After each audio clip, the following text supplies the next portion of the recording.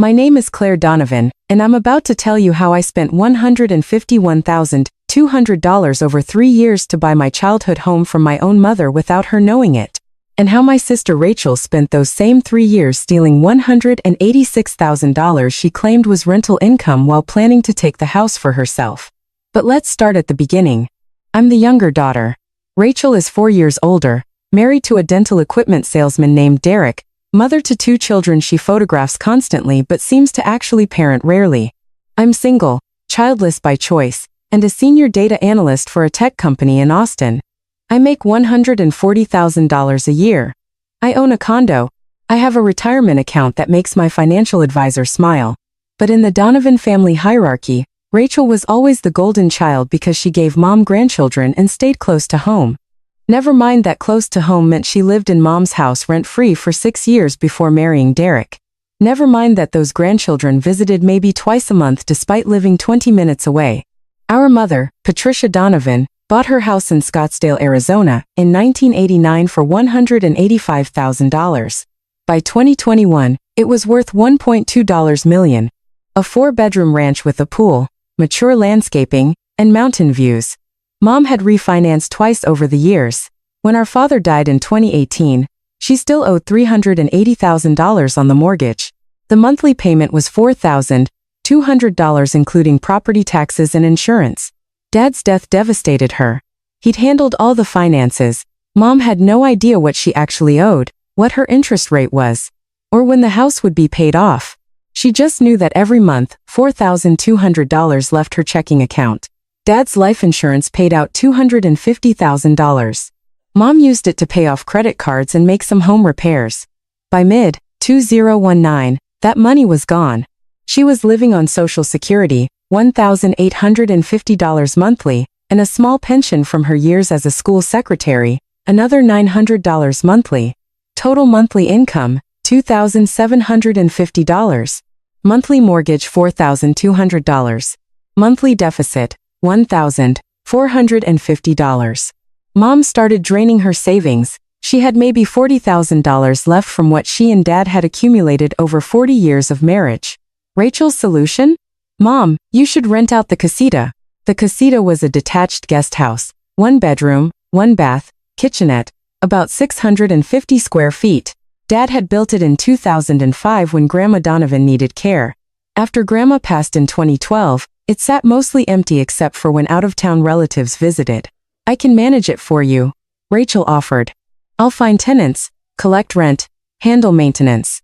You won't have to worry about anything. Mom, overwhelmed and grateful, agreed immediately. Rachel listed it on Craigslist in August 2019. She found a tenant, a graduate student named Monica, who paid $1,400 monthly, deposited directly into Rachel's bank account. It's easier this way, Rachel told Mom. I'll handle the tenant issues and just give you the money. Except Rachel never gave Mom the full $1,400. She gave her $800. After expenses, Rachel explained. I have to cover advertising, maintenance reserves, my management time. $800 is fair. Mom accepted it because she trusted Rachel. Because Rachel was the good daughter who stayed close, who offered to help, who seemed to have everything figured out. But $2,750 in income plus $800 in rent still left Mom short $650 every month. Her savings kept shrinking. I lived in Austin. I visited every 2 months. I called every Sunday. And during one of those calls in March 2021, Mom mentioned she was having trouble making ends meet. How much trouble? I asked. She went quiet. Then, I'm down to about $8,000 in savings. At this rate, I'll be empty by October. Mom, what's your monthly shortfall? Around $650. The mortgage is just it's so much, Claire. I did the math instantly. She'd run out of money in 12 months. Then what? Foreclosure? Bankruptcy? Moving in with Rachel, who'd absolutely hold it over her forever. Mom, send me your mortgage statement and your budget. She did. I reviewed everything. And I made a decision. I'm going to cover the shortfall. I told her. Claire, no. I can't let you. You're not letting me do anything. I'm doing it. $650 a month. I'll set up automatic transfers to your checking account on the 1st of every month. Honey, That's too much. Mom, it's nothing. I can afford it. She cried. She thanked me. She made me promise not to tell Rachel because your sister is so proud and she'd feel bad that she couldn't help more. I promised. And I started the transfers in April 2021. But here's what bothered me. Why couldn't Rachel help more? Derek made good money. They lived in a nice house. They drove new cars. They took vacations. Why was Rachel collecting $1,400 monthly from Mom's tenant, but only giving Mom $800? What expenses ate up $600 every single month? I started digging. I'm a data analyst. Research is what I do. I created a spreadsheet. I tracked everything I could find. Rachel's social media was a goldmine. Instagram post showed a girl's trip to Napa Valley September 2019. Estimated cost $3,500. New patio furniture March 2020. I found the exact set online. $4,200. Derek's early 40th birthday present. A golf simulator for their June 2020. Retail price $8,000. Kitchen renovation August-October 2020. Based on the photos $35,000 to $40,000. Family trip to Disney World December 2020. Minimum cost for family of $6,000. I added it up. In the 18 months after Rachel started managing the casita, she'd spent approximately $55,000 on discretionary purchases. Meanwhile, Mom was draining her life savings at $650 per month. The math didn't work unless Rachel was using that $600 monthly expense buffer as her personal slush fund. I needed proof. In June 2021, I told Mom I was going to cover the entire mortgage. Claire, that's $4,200 a month. I can't let you. Mom, listen to me. You're 71 years old. You shouldn't be stressed about losing your house. I can afford this. Let me do it. But the casita rent. Keep it. Use it for groceries, utilities, whatever you need. I've got the mortgage. She cried again. She said I was too generous. She said she didn't deserve this. I set up automatic payments directly to her mortgage company. Starting July 2021, I paid $4,200 every month. Mom kept the $800 Rachel gave her from the casita rent. Mom's finances stabilized. Her savings account stopped shrinking. She could breathe again. And I kept watching Rachel. By November 2021, I noticed something. Rachel's Instagram showed a new tenant in the casita. The graduate student Monica was gone. Now there was a young professional named James. I did some digging. Property rental listings. Facebook Marketplace. Craigslist. I found Rachel's listing from October 2021. The casita was now rented for $1,650 monthly. But Rachel was still giving Mom $800. So Rachel was now pocketing $850 per month. $10,200 per year. While telling Mom the rent barely covered expenses, I documented everything. Screenshots, archived listings, dates, amounts. In March 2022, the tenant changed again. This time to a couple. Rachel's new listing showed the rent at $1,750 monthly. Mom still received $800. Rachel's theft had increased to $950 per month. I expanded my investigation. I hired a private investigator in Scottsdale, a retired police detective named Marcy Chen, who specialized in financial investigations. I need to know everywhere this money is going. I told her. Marcy worked for 6 weeks. Her report, delivered in May 2022, was devastating. Rachel had opened a separate checking account in 2019. One Derek apparently didn't know about. Every rent payment went into this account. From there, Rachel was paying for a gym membership, $180 per month. Paying for her children's private swim lessons, $320 per month. Funding her emergency savings account, averaging $400 per month. Spending on personal shopping, restaurants and entertainment, averaging $500 per month. Total monthly misappropriation, averaging $1,400 for the first 2 years, then $1,650 after rent increased, then $1,750. Over 3 years, August 2019 to August 2022, Rachel had stolen approximately $55,600 from what should have been Mom's rental income. But it got worse. Marcy also discovered that in January 2022, Rachel had discussed the house situation with a real estate attorney. The consultation notes, which Marcy obtained through a contact, showed Rachel asking about how to establish ownership of property through caretaking, whether long-term financial management could demonstrate entitlement, what happens to property when an elderly owner can't afford payments. Rachel was positioning herself to claim Mom's house. I upgraded Marcy's investigation. I need forensic accounting. Every dollar Rachel has touched regarding that property for the last 3 years. Marcy brought in a certified forensic accountant named David Park. They worked for 3 months. The final report, delivered in November 2022, showed total rental income collected by Rachel, August 2019 to October 2022, $52,800 total given to Mom, $25,600 total, misappropriated, $27,200. But there was more. Rachel had also charged Mom $3,400 for casita repairs that cost $1,200 overcharge, $2,200. Billed Mom $1,800 for deep cleaning between tenants that Rachel did herself, pure profit, $1,800. Charged $950 for painting supplies for touch-ups she never actually did. Theft, $950. Submitted landscaping bills totaling $4,200 for maintaining casita appeal. The landscaper confirmed Rachel paid him $1,800. Theft, $2,400. Total theft through fraudulent billing, $7,350. Grand total stolen from Mom, $34,550. And that didn't include the ongoing theft of $950 monthly that was still happening. I had everything documented. Bank statements, tenant payment records, invoices, contractor confirmations, Rachel's personal account transactions. I scheduled a meeting with an estate planning attorney named Susan Whitfield. I want to make sure my mother's house is protected. I told her. And I want my sister held accountable for what she's stolen. Susan reviewed everything.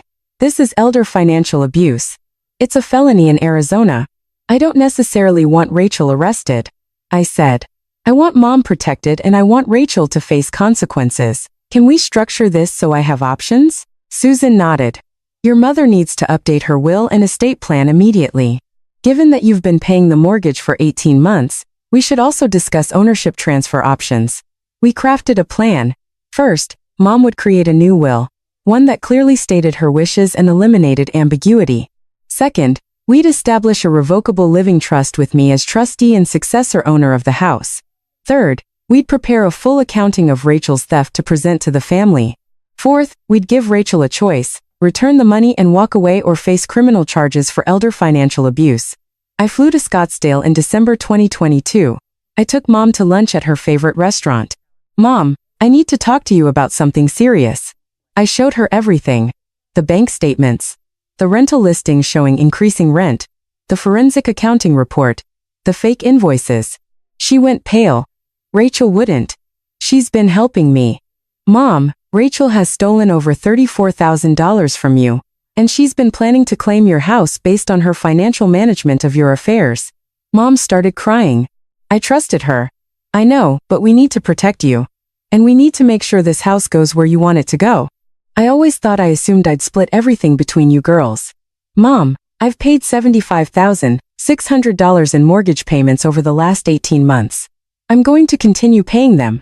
Not because I want the house, but because I don't want you to lose it. But we need legal protection. She was quiet for a long time. Then what do you think I should do? I think you should set up a trust. Name me as trustee. Make it clear that the house will be mine when you're gone. Compensation for the mortgage payments and recognition that Rachel has already taken more than her share through theft. She nodded slowly. Okay. Let's do it. We met with Susan Whitfield the next day. Mom signed the trust documents on the 15th of December 2022. The house was now in the Claire Donovan Revocable Living Trust.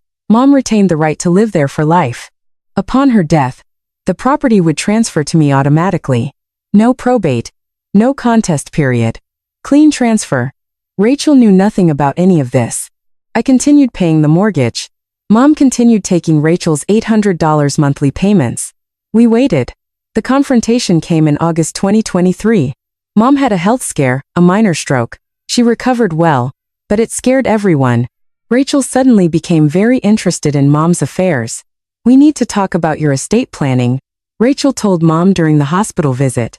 "Make sure everything is in order." Mom, still weak, said, "It's handled. But have you updated your will recently? Made any changes?" "Everything's taken care of, Rachel."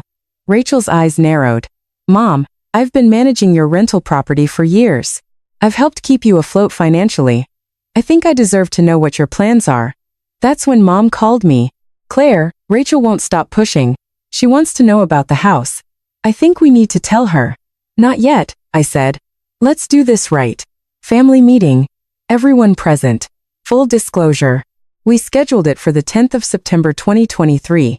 Mom's house. Attendees: Mom, Rachel, Derek, me, Aunt Linda, Mom's sister, Aunt Maureen, Dad's sister, and Susan Whitfield. Rachel thought it was a meeting to discuss Mom's care plan after the stroke. She had no idea what was coming. Everyone gathered in Mom's living room. Rachel sat next to Derek, confident and relaxed. She'd brought a folder, probably her own proposals for Mom's care. Susan Whitfield sat at the dining table with her briefcase. Mom started. "I asked everyone here because I need to address about my estate and my finances." Rachel jumped in. "Mom, that's great. I actually have some ideas." "Let Mom finish," Aunt Linda said sharply. Mom continued. "When your father died, I struggled financially. The mortgage was $4,200 a month and I only had about $2,750 in income. I was going to lose this house." Rachel nodded sympathetically. "I know, Mom. That's why I helped you rent the casita." "Rachel, please be quiet," Mom said firmly. "What I'm about to say is important." Rachel's expression flickered. Confusion. Then the first hint of concern. Mom looked at me. "Claire, will you explain?" I opened my laptop, connected it to the TV, displayed a spreadsheet. In March 2021, Mom told me she was running out of savings. I started covering her mortgage shortfall, $650 monthly. In July 2021, I took over the entire mortgage payment. For the last 26 months, I've paid $4,200 every single month directly to Mom's mortgage company. I showed the bank transfer records on the screen. 26 payments, $4,200 each. Total, $109,200. Rachel's face went white. "You've been paying Mom's mortgage?" "Yes. Mom asked me not to tell you because she didn't want you to feel bad that you couldn't help." I was helping. I was managing the casita. "Let's talk about that." I pulled up the next slide. Rachel's rental listings. August 2019, $1,400. October 2021, $1,650. March 2022, $1,750. These are your listings for the casita. These are the amounts you collected from tenants. Next slide. Mom's bank statements showing Rachel's deposits. Consistent $800 payments. This is what you gave Mom. Every month. $800. Even as the rent increased, you kept giving her $800. Rachel's voice was shrill. There were expenses, management fees, maintenance. Really? I pulled up the forensic accounting report. Let's review the expenses. I went through every line item. David Park, the forensic accountant, stood up from where he'd been sitting quietly in the corner. "I'm David Park, certified forensic accountant. I've examined every transaction related to this property for the last 4 years." He pulled out his own folder. Miss Rachel Donovan collected $52,800 in rental income. She gave her mother $25,600. She misappropriated $27,200. Rachel stood up. "This is insane. You hired an accountant to investigate me." "Sit down, Rachel," Aunt Linda said. David continued. Additionally, Miss Donovan submitted fraudulent invoices for repairs and maintenance totaling $7,350. She charged her mother for services that were either never performed or wildly inflated. He displayed copies of the fake invoices next to the real contractor receipts. Rachel's face was crimson. "Those were legitimate expenses." "No, they weren't," David said calmly. "I've confirmed with every contractor. You billed your mother $3,400 for repairs that cost $1,200. You charged her $950 for painting supplies that were never purchased. You submitted landscaping bills for $4,200 when the actual cost was $1,800. Derek spoke for the first time. Rachel, what the hell is he talking about? Rachel turned on me. You've been spying on me. You've been building some kind of case against me. I've been documenting your theft from our mother, I said. There's a difference. Mom promised me this house. Rachel screamed. I've been taking care of her. I've been managing her property. You live in Texas. You barely visit. I stood up and walked to the table. I pulled out 3 years of bank statements and slid them across to Rachel. Who paid the $4,200 monthly mortgage since July 2021? Rachel stared at the statements. Her hands shook. Answer the question. Rachel, who kept Mom from losing this house? Who paid $109,200 over the last 26 months? That doesn't mean who stole $34,550 from Mom while pretending to help her. The room was dead silent. David Park stood again. And I found where your sister's rental income actually went. He displayed Rachel's secret checking account transactions. The gym membership, the swim lessons, the shopping trips, the deposits to her personal savings account. You were building a nest egg with money you stole from your mother, David said flatly. Rachel started screaming. Mom promised me the house. It's decided. I'm the one who Rachel. Mom's voice cut through the hysteria. I never promised you this house. Rachel froze. Yes, you did. You said I said I'd take care of things fairly. That's not a promise. And stealing from me isn't fair. Susan Whitfield opened her briefcase. Mrs. Donovan created a revocable living trust on the 15th of December 2022. The house is now in the trust. She retains life estate rights. Upon her death, the property transfers to Claire as sole beneficiary. She slid the trust documents across the table. Rachel grabbed them. Read the first page, then the second. Her face went from red to white to gray. You cut me out completely? You stole from me. Rachel, Mom said quietly. For 3 years. And you were planning to claim my house based on financial management when Claire was the one actually saving it. Aunt Maureen spoke up. Patricia, are you sure about this? I'm absolutely sure, Mom said. Claire has paid over $100,000 in mortgage payments. She's never asked for anything in return. She's never stolen from me. She's never lied to me. Rachel has done all three. Rachel turned to Derek. Say something. Derek was staring at the forensic accounting report. You have a secret bank account? It's not secret. It's just you've been depositing rental income into an account I don't know about and using it for gym memberships and shopping?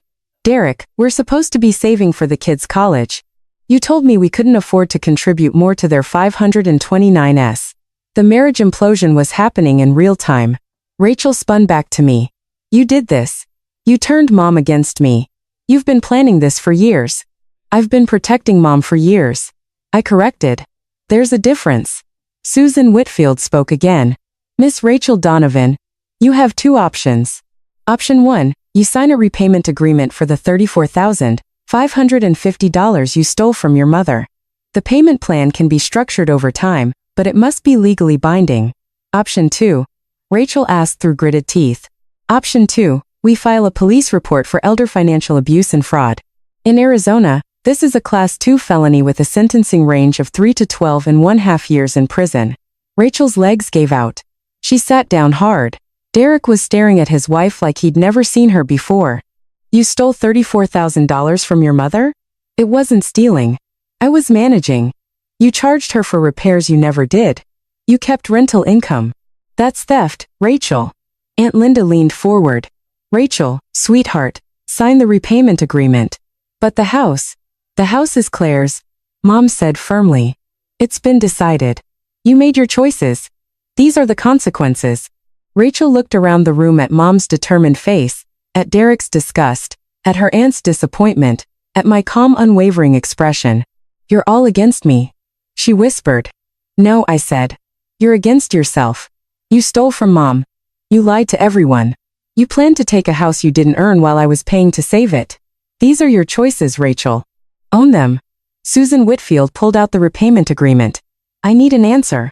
Rachel stared at the document for 30 seconds. Then she grabbed a pen and signed it. $34,550 paid over 48 months. First payment due October 1st. Monthly payment, $719.79. If you miss 2 consecutive payments, the full balance becomes due immediately and we file criminal charges. Rachel signed. Derek stood up. We're leaving. Derek. Now, Rachel. They left without another word. Aunt Maureen started crying. Patricia, I had no idea. No one did, Mom said. Rachel was very good at looking helpful while helping herself. The meeting ended quietly. Aunt Linda hugged me. You did the right thing, Claire. I protected Mom. That's all I did. After everyone left, Mom and I sat on her patio. I'm sorry, she said. For what? For not seeing it sooner. For trusting Rachel so completely that I didn't question anything. Mom, she's your daughter. You're supposed to be able to trust your daughter. I should have trusted both my daughters equally. I always thought Rachel needed more support because she had kids, because she stayed close, but you're the one who actually supported me. We sat in silence for a while. What happens now? Mom asked. No. Rachel makes her payments. She rebuilds her marriage if she can. And you live in this house without financial stress for the rest of your life. And you keep paying the mortgage? I keep paying the mortgage. In 3 more years, it's paid off completely. The house will be worth probably $1.4 million by then. And when you're gone, many, many years from now, it becomes mine free and clear. Do you resent that? Paying all that money? No. I'm investing in your security and my future. That's not resentment. That's strategy. She smiled. You're so much like your father. I'll take that as the highest compliment. Rachel has made every payment. $719.79 on the first of every month. She's paid back $12,956.22. Only $21,593.78 to go. She and Derek separated for 4 months, but are trying to reconcile. They're in marriage counseling. The kids don't know the full story, just that Aunt Claire helps Grandma with the house. Rachel doesn't come to family gatherings anymore. She drops the kids off for visits with Mom, but doesn't stay. Mom and I have gotten closer. I fly to Scottsdale once a month. We cook together. We work in her garden. We watch old movies. I've now paid $145,200 in mortgage payments. The remaining balance is $187,000. At my current payment rate, the house will be paid off in August 2027. Mom is 74 and in good health. She swims every morning. She volunteers at the library. She's dating a retired teacher named Frank who makes her laugh. She's living the life she deserves. Secure. Comfortable. Free from financial stress. Me, I'm living with the satisfaction of knowing I protected someone who needed it, stood up to someone who deserved it, and secured a future asset that I genuinely earned. People ask if I regret how things went down with Rachel. The answer is no. Rachel had every opportunity to be honest, to help Mom fairly, to build equity in our family relationship instead of stealing equity from Mom's house. She chose theft. She chose deception. She chose to assume she'd inherit something she never earned. I chose protection.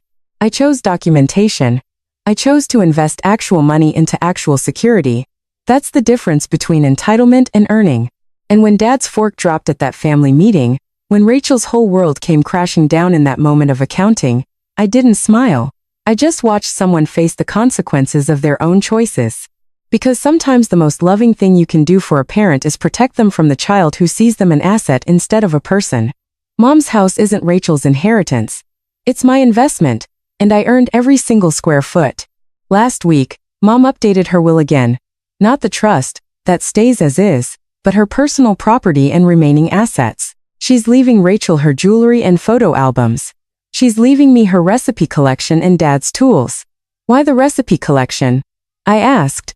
Because you're the one who actually used them, Mom said. Rachel has never cooked a meal that didn't come from a package. We laughed about that. But then Mom got serious. Claire, do you think Rachel will ever forgive me? I think Rachel will eventually forgive herself, I said. And once she does that, she might be able to understand why you made the choices you made. And us. Will we ever be sisters again? I thought about that. About all the years of taking second place to Rachel. About watching her get praised for mediocrity while my achievements went unnoticed. About the moment I realized she was stealing from our mother while I was saving her. I don't know, Mom, but I know this. I'm the sister who showed up when it mattered. Rachel will have to live with being the sister who didn't. Mom nodded. That's fair. Inside her house, my future house, the mortgage statement sits on the counter. Balance, $187,000. Monthly payment, $4,200. Paid by Claire Donovan. Automatically. Reliably. Without fanfare or expectation of praise. Just the way it should be. Because in the end, inheritance isn't about who asks for it loudest. It's about who earns it quietly.